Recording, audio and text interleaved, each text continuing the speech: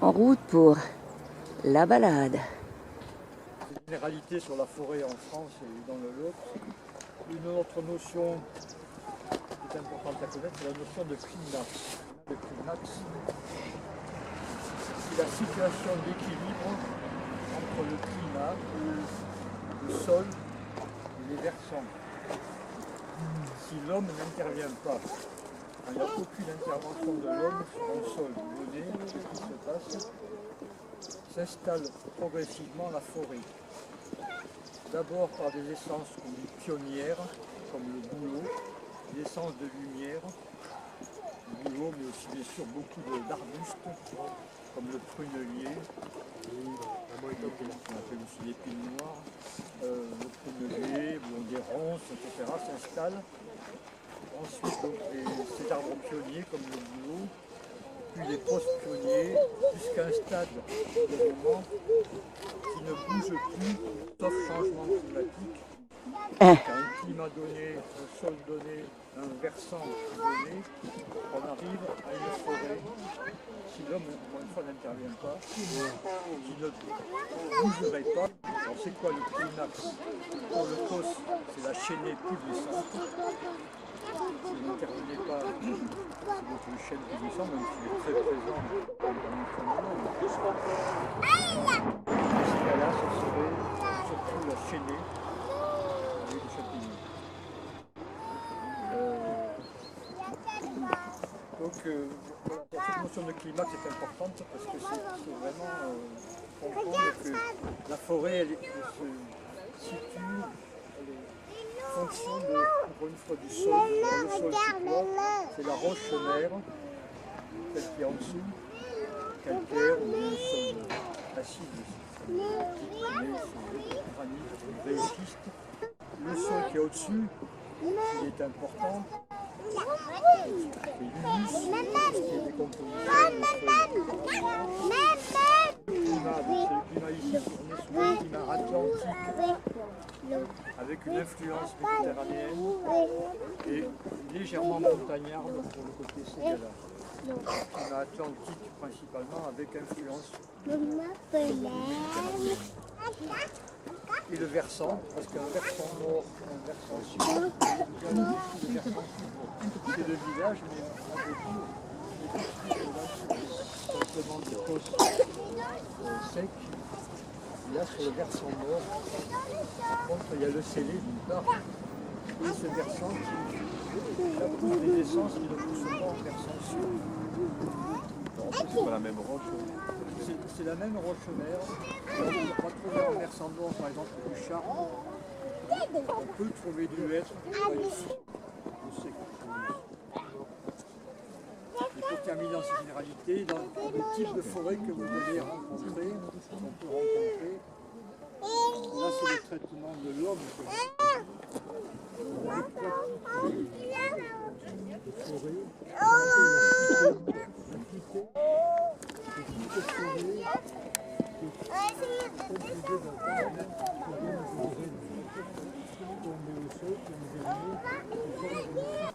C'est les trois grands régimes qu'on retrouve en France: l'affûté, issu de graines, le taillis issu de rejet de souche, le taillis sous-futé, le mélange des deux. Voilà. Quand l'homme a coupé les arbres, beaucoup d'essence se rejette de souches qui produisent plusieurs brins sur chaque souche, c'est le taillis. Entre les deux, vous avez le taillis sous-futé. Propriétaires forestiers ont coupé des arbres pour avoir du taillis et ont gardé des arbres issus de graines. On a donc une futée, des grands arbres en général, et dessous du taillis. C'est à la fois pour satisfaire les besoins en bois de chauffage et les besoins en bois d'œuvre. Bon, on va aller maintenant en forêt et aborder le sujet de la journée, l'entraide. J'ai eu du mal à trouver un coin de forêt potable, parce que là on est dans une zone un peu urbanisée avec des cultures aussi. Et bon, à part ce côté-là qui est plus boisé, mais avec des pentes très fortes, on ne pourrait pas aller se promener à travers. J'ai donc trouvé un petit bout de forêt là, qui longe le Célé. C'est ce qu'on appelle une ripisylve. C'est une forêt de bord de cours d'eau. Donc voilà, donc on verra ce qu'on trouve en piscine.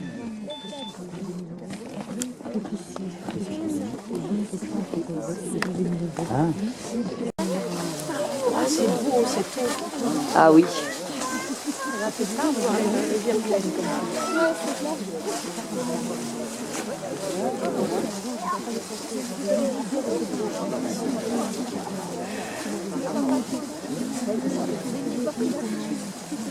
Il était mis au soleil.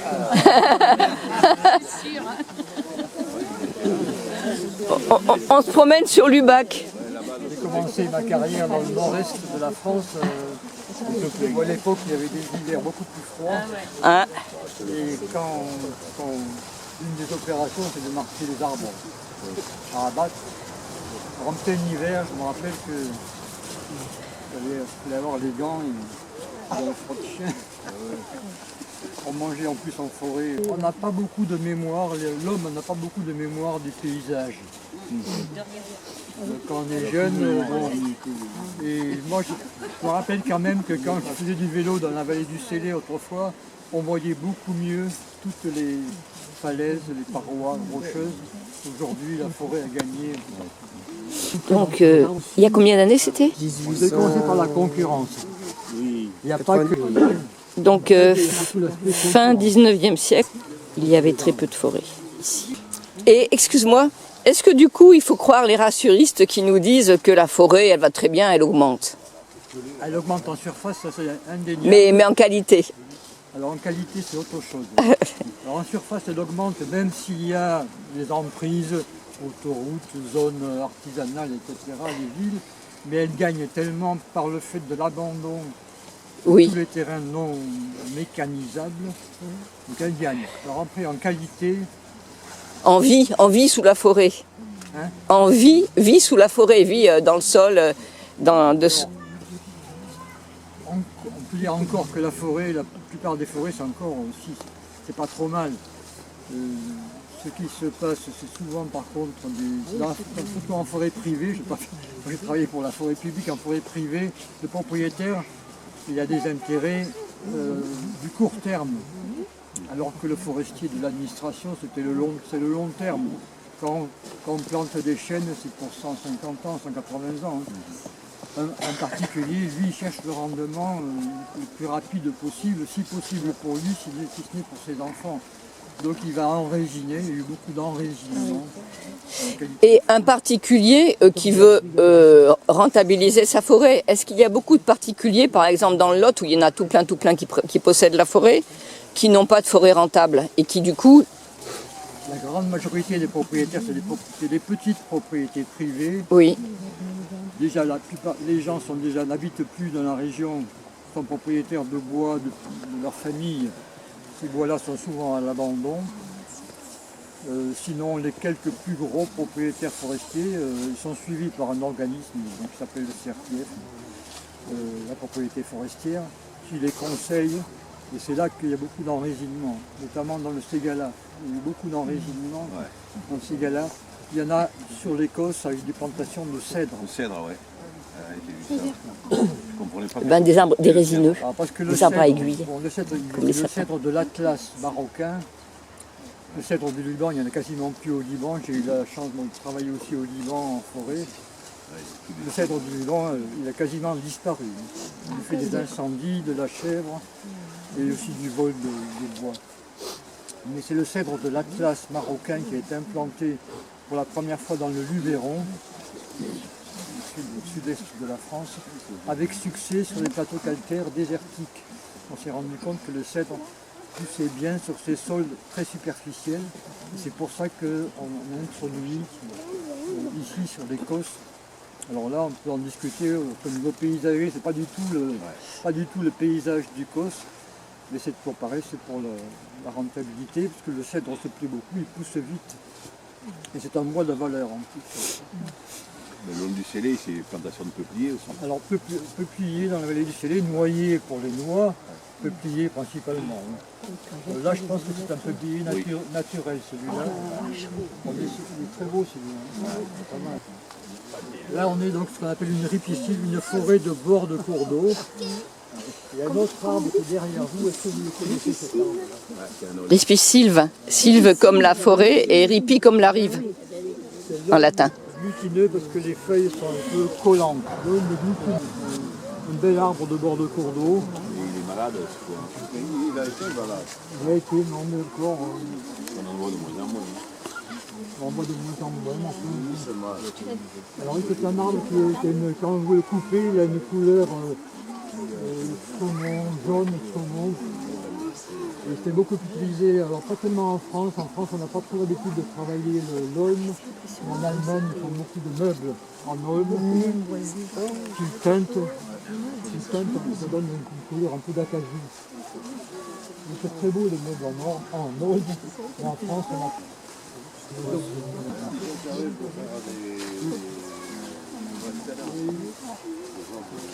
C'est là-bas, ça qui marche. Dans l'eau, ça résiste très bien. Donc, alors, le thème de la journée, On revient au sujet. on revient au sujet. Là, j'ai dit pas mal tout à fait d'aspect. Alors, concurrence, pourquoi? Lumière. Pour la lumière. Qu'est-ce qu'elle fait, la lumière? La photosynthèse. Pour la photosynthèse. Alors, c'est un truc qu'on apprend à l'école, je ne sais plus dans quelle classe. Et c'est relativement complexe, ce qu'on appelle la photosynthèse, très complexe. C'est la lumière sur les feuilles. Il faut qu'il y ait des feuilles, sur les feuilles ou des aiguilles pour les résineux. Cette lumière avec du CO2, le gaz, le dioxyde de carbone qui est contenu dans l'air, elle transforme la sève brute. Alors, la sève brute, c'est quoi? C'est ce qui monte du sol par les racines, qui est composé d'eau et de sels minéraux. Cette sève brute, eau plus sels minéraux, monte dans l'arbre par un système d'osmose entre cellules et va vers le haut. Et elle arrive dans la feuille, et là, avec le gaz carbonique de l'air et l'énergie de la lumière, transforme cette sève brute en sève élaborée. Abonnez-vous. Cette sève élaborée, elle va repartir dans tout le végétal pour la croissance, que ce soit en diamètre de l'arbre, que ce soit pour faire les feuilles, pour les bourgeons, pour les racines. Donc c'est une espèce de grande usine chimique, un arbre. Usine quand même. Alors, Merveille de la nature. merveille de la nature, chimique, Une manufacture. Hein. un peu. Tout ça c'est lié à la présence de chlorophylle, à ce qu'on appelle chlorophylle, dans les cellules qu'on appelle les chloroplastes, qui sont situées dans les feuilles. Ce sont les feuilles le moteur de tout ce qui se passe dans un arbre. Pompe. Plus les racines. Alors par exemple, quand vous amenez une coupe d'un arbre, quand vous faites une section sur un arbre, vous avez différentes couches qu'on voit à l'œil nu. Vous avez déjà l'écorce. Alors l'écorce qui peut être très fine comme chez le hêtre, ou très épaisse, il n'y en a pas ici, sur le chêne liège. Comme le chêne liège a une écorce extrêmement épaisse, qu'on a bien sûr pendant longtemps exploité pour faire des bouchons, etc. Et qui est un isolant thermique pour l'arbre, cette écorce. C'est pour ça que le hêtre est relativement fragile et disparaît actuellement avec le réchauffement climatique. Il remonte vers le nord, le hêtre, parce qu'il a une essence très fine, qui supporte mal les coups de soleil, qui se craquellent, et après l'arbre est attaqué par des insectes ou des champignons. Donc l'écorce, et puis vous avez d'abord ici la sève élaborée qui circule à ce niveau-là, et la sève brute à ce niveau-là. Donc tout ça c'est la superficie de l'arbre. Et après vous avez le bois dur. C'est là que vous comptez les cernes pour essayer de trouver quel âge a cet arbre, etc. Donc c'est donc sur la partie extérieure de l'arbre que circule la sève brute qui monte les racines et puis qui redescend la sève élaborée. J'ai une question, du coup, en hiver, quand il n'y a plus de feuilles, il ne fabrique plus de sève élaborée, il est en mode Il hibernation. n'y a plus d'activité et il n'y a plus non plus d'absorption de gaz carbonique. Et comment il fait pour vivre pendant cette période-là? Ah ben, il vit avec des réserves. Donc, Il hiberne. parce que, oui, alors ce que je n'ai pas dit, c'est que la sève élaborée, non seulement elle sert à faire les bourgeons, les branches, à accroître le diamètre, etc., mais aussi elle sert comme réserve. Parce que pour le printemps, il faut bien que pour que les feuilles réapparaissent. Ben, après, c'est la température qui joue aussi dans le climat, il y a la température. Donc il y a en hiver, bon, les feuilles tombent, même le mécanisme de chute des feuilles est relativement complexe.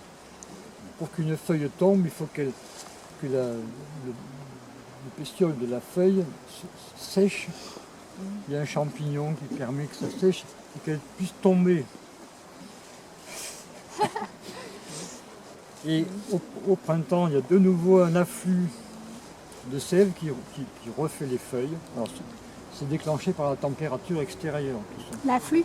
Mais les sèves, c'est la sève qu'ils ont cumulée pendant l'été en fait. C'est en réserve D'accord. dans Ok. l'arbre, Dans les racines. dans les racines. J'en parlerai des racines parce que c'est fondamental évidemment dans la vie de l'arbre. Alors, il faut de la lumière, donc concurrence entre les arbres pour la lumière. Déjà. Alors, là aussi, il y a des distinguos entre les arbres. Il y a des arbres qui supportent de pousser à l'ombre des autres et d'autres par contre qui ne tolèrent pas d'être couverts. Alors, on parle d'essence de lumière et des essences d'ombre. Les essences de lumière, comme le bouleau c'est un colonisateur qui par contre après il est dans une forêt, il va disparaître. Donc il faudrait peu en forêt dense, Ce sera une carrière.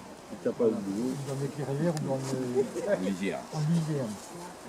Les arbres fruitiers aussi, les arbres fruitiers, parce que les oiseaux trimballent des graines et souvent les oiseaux sont mettent en lisière. Vous trouverez pas mal de nourrisiers en lisière. À l'intérieur des forêts, ce sera plus compliqué pour les arbres fruitiers. Non. Et des essences d'ombre, il y en a relativement peu, vraiment d'ombre. Il y a le hêtre, je dis parce que le hêtre, il supporte l'ombrage, au contraire, il aime l'ombrage. Et il y a le sapin. Tous les chênes, par contre, tous les chênes sont des essences de lumière. Donc les exigences en lumière sont différentes d'un arbre à l'autre. Alors, il faut de la lumière pour la croissance des arbres. Donc concurrence, dans le chapitre concurrence pour la lumière, concurrence pour l'eau et les sels minéraux. Alors la sève brute donc, est composée d'eau et de sels minéraux. Sels minéraux qui proviennent de la décomposition de l'humus.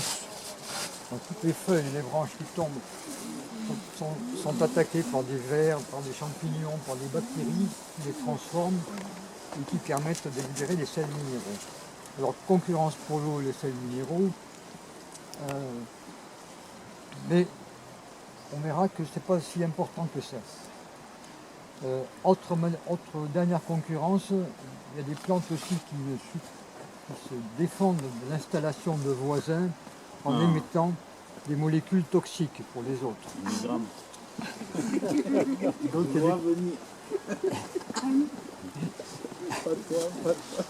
émission de molécules toxiques pour des plantes concurrentes et il y en a carrément qui sont parasites, comme le gui par exemple, qui est un parasite des arbres.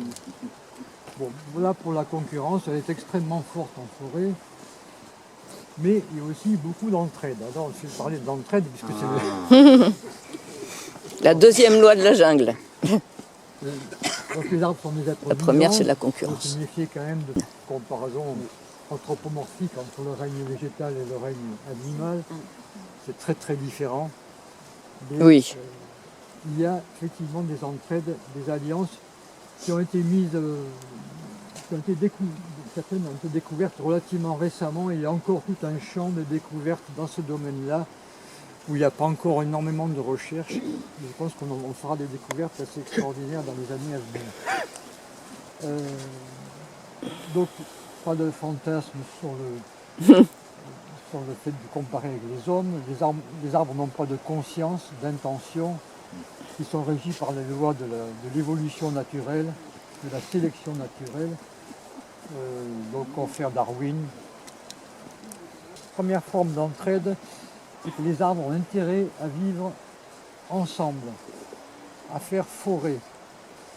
Les arbres isolés étant beaucoup plus fragiles au vent, à l'insolation, à la sécheresse, etc.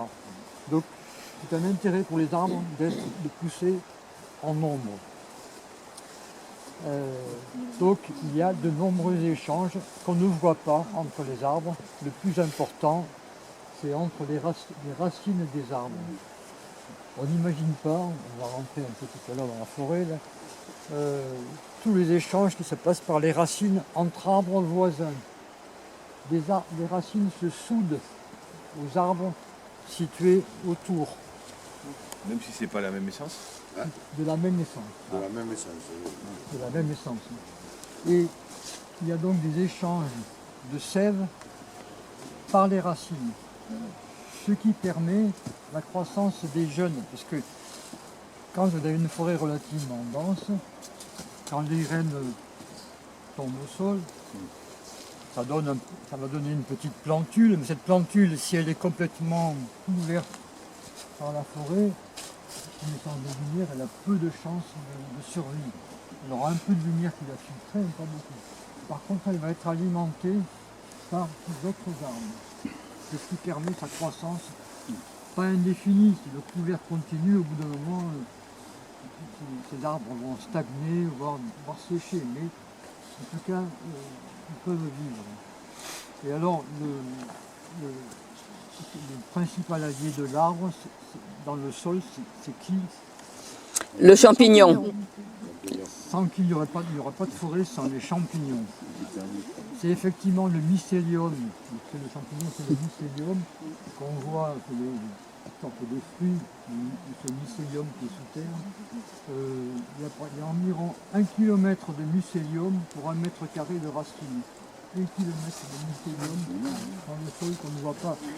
Alors ça ressemble à des filaments blancs, jaunes ou oranges, selon le type de champignons.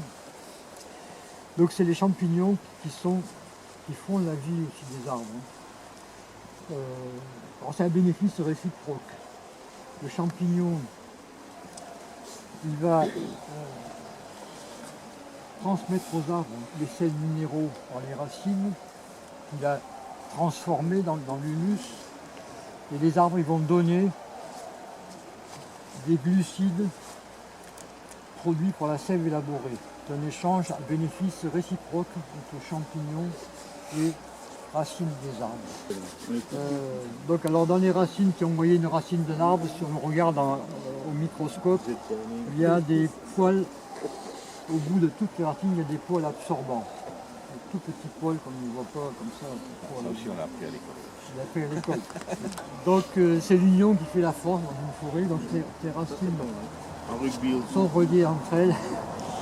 Et ça confère aussi à la solidité des arbres, parce qu'elles sont reliées en réseau, toutes ces racines. Alors une autre forme d'entraide qui est un peu plus rare, mais ça arrive dans le monde, des fois on en verra plus. C'est des arbres qui poussent côte à côte et à un moment donné il y a des branches qui se touchent, ou des troncs qui peuvent se souder. Et il y a un échange encore une fois de sève. Un baiser, quoi. Un baiser. Une anastomose. Donc la zone de contact se crée une greffe entre les arbres, entre les branches, et il y a des échanges de sève entre arbres voisins. J'ai même vu ça avec des baobabs. Ah ouais. Qui a fait un Mais bisou là, et il faut que ça soit de la même essence aussi. De la même essence. Ouais. Bien De sûr. la même essence. Parce que Faut sinon, s'ils ne sont pas de la même essence, ils sont en concurrence Ils sont en concurrence, ils sont tous en concurrence quand même. Hein, pour la lumière, oui. pour Mais la du, lumière. Hein. oui. Du coup, il y en a un des deux qui ne pourra pas pousser, c'est ça ou quand même, ils vont réussir à se trouver un arrangement pour... Alors, c'est un peu le challenge, c'est la vie. c'est un peu dans les forestiers, qu'est-ce qu'ils font. Bon, effectivement, quand on marquait des coupes, on regardait l'état sanitaire des arbres, parce que quand les arbres commencent à être dominés par un autre, ils commencent à sécher, etc. Donc si on veut éviter ça, il faut intervenir plus tôt, essayer de faire la place à chacun. Chacun a la place de son pied, de sa cime. Mais c'était une concurrence impitoyable pour la lumière, c'est sûr. Entre essences de la même essence ou entre essences différentes. Par contre, ce qui est prouvé maintenant par rapport au danger du réchauffement climatique, la menace sur la forêt, c'est que le mélange d'essences est très favorable au maintien d'une forêt en bon état. Il faut mélanger les essences. Le pire, c'est la monoculture, surtout la monoculture résineuse. Les Landes, ça acidifie les sols. Pour les Landes, c'est une culture, c'est un champ de maïs. Un champ de bâton. C'est pas une forêt, c'est une forêt au sens, oui. Alors, En 99, elle est tombée pas mal. Attends le feu, tu vas voir. alors, plus surprenant, bon, jusque-là encore, on dit c'est entré par les racines, c'est quand même assez connu. Ce qui est beaucoup plus récent comme découverte, c'est l'entraide par avertissement entre les arbres. Alors, est-ce que les arbres communiquent entre eux? Oui. Une surprise peut-être. Mais comment? De manière olfactive par des échanges gazeux. C'est-à-dire des molécules qui sont lâchées dans l'air. Quand vous coupez de l'herbe, vous avez une odeur qui lâche par des arbres, c'est pareil pour tous les végétaux, hein, ce que je dis. Hein. Cette odeur, c'est pour avertir Les voisins. d'une menace qui était découverte. Bon. Et quel est le récepteur olfactif de l'arbre? C'est pas un nez. C'est pas un nez, non, c'est des... ça c'est toujours pareil, c'est gazeux, c'est chimique. Hein. Oui, oui. Du tout, Alchimique. N'exagérons On pas. arrive enfin. N'exagérons pas. Quelque chose qu'on En a Afrique, il y a les acacias qui se défendent. Voilà, j'avais cité cet exemple-là. Ah, excusez-moi. Non, mais Non, mais il sait lui Bien. aussi, c'est des choses. en fait, est mis en évidence pour les acacias en Afrique, où les antilopes bouffaient les feuilles d'acacia, et les acacias réagissent. C'était les antilopes, Oui, ou les chèvres. réagissent en fabriquant des toxines dans les feuilles, qui rend les feuilles amères et indigérables par les antilopes. Mais ce qui est le plus surprenant, c'est que les arbres attaqués émettent des gaz qui, dans le sens du vent, vont alerter les autres qui se mettent aussitôt à fabriquer ces toxines. Donc c'est très surprenant, donc il y a une sorte de communication par des échanges gazeux entre arbres pour avertir d'un danger. Et ça a été créé aussi pour les cyprès. Mais ils peuvent rien faire. T'as raison. Ils avertissent et tout. Il dit elle. Bon. Mais quand même, tu as des éléments sur les réactions de déclenchement quand le gaz arrive sur un arbre. En cas d'incendie, les cyprès, pareil, dégagent.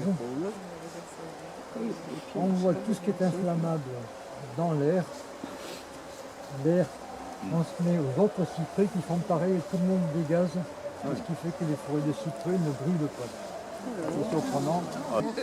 Quand on parle de communication, est-ce que les arbres émettent des sons?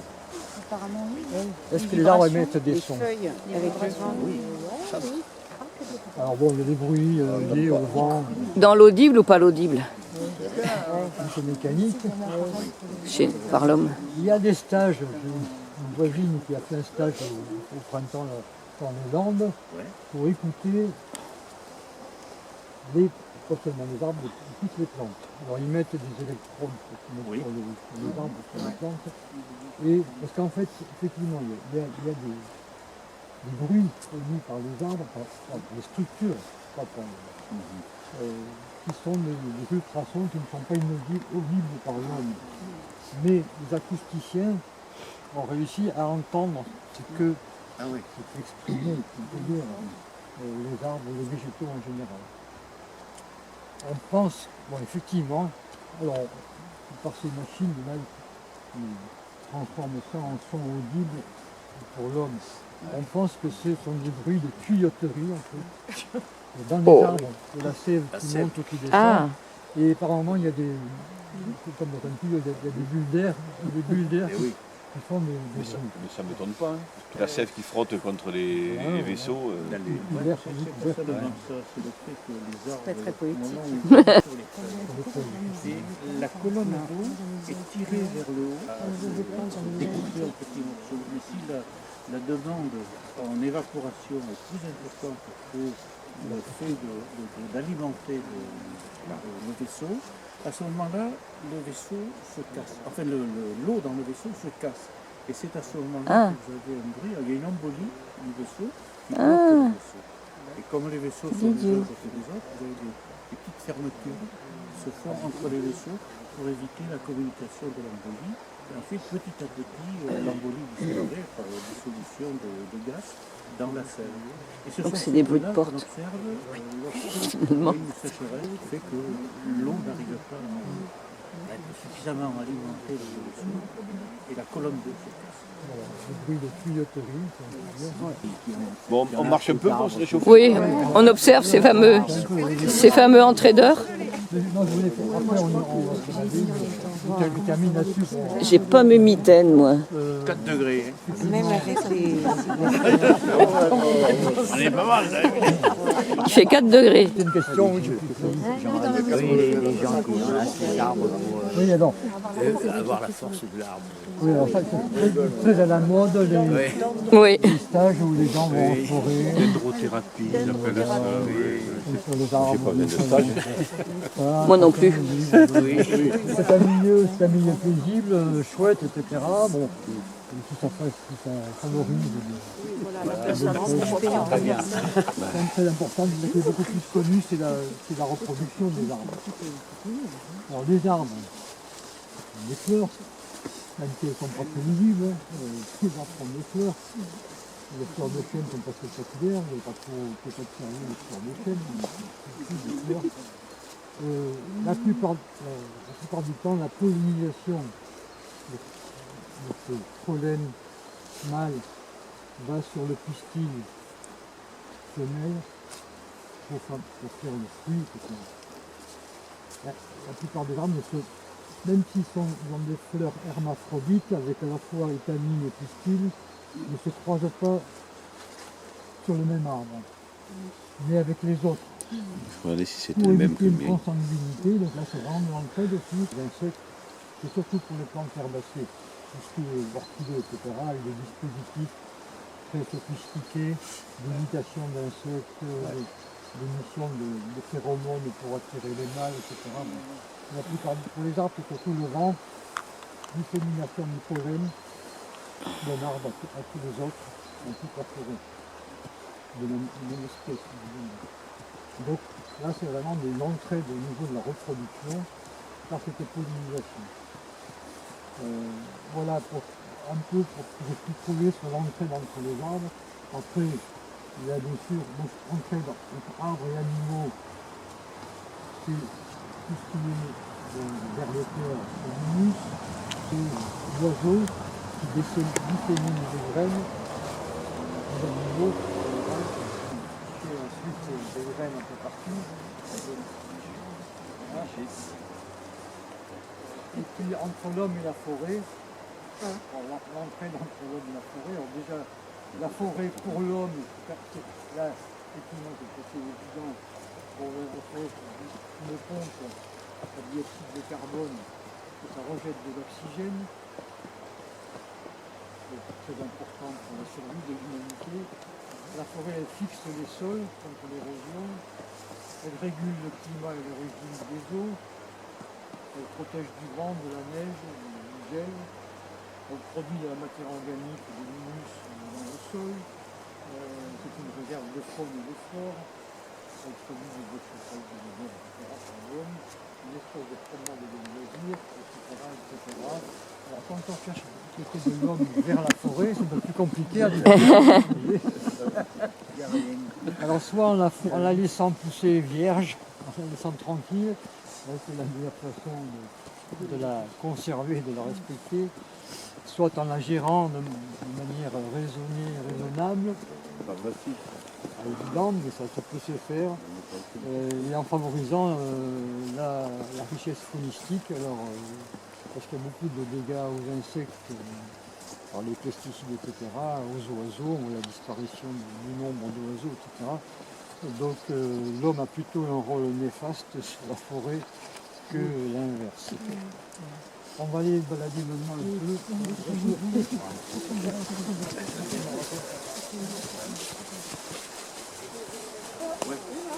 Ouais, parce que leur passe, moi il faut que je rentre après.